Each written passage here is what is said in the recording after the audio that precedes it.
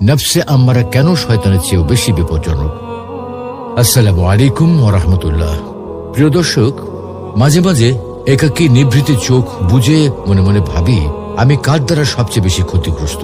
কে আমার জীবন চলার পথে ক্ষতি সাধনের কাঁটা ফেলে রাখে? কে আমার উজ্জ্বল প্রদীপ নিভে চলার পথ রুদ্ধ করছে? কে আমাকে আলো থেকে অন্ধকারের দিকে নিয়ে যাচ্ছে? কেন আজ পথ খুঁজে পাই না?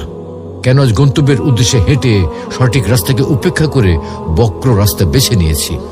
কেন আজ আলোর মশালের পরিবর্তে কয়লা নিয়ে ঘুরছি? আবারও ভাবছি, কেন আজ বিভিন্ন পাপ কাজে জড়িয়ে পড়ি? কেন নিজের সাথে নিজেই এই বলে ছলনা করছি, আজই ফার্স্ট, আজই লাস্ট, আজকে শেষবার, কাল থেকে ভালো হয়ে যাব, একদম কোমর বেঁধে নামবো, আর পাপ কাজে জড়াবো না, আর কোনোদিন নামাজ কাজা করব না। এই কথাগুলো বলার পর পরক্ষণেই তা কেন ভুলে যাই? কেন বারবার পাপ কাজে জড়িয়ে পড়ি?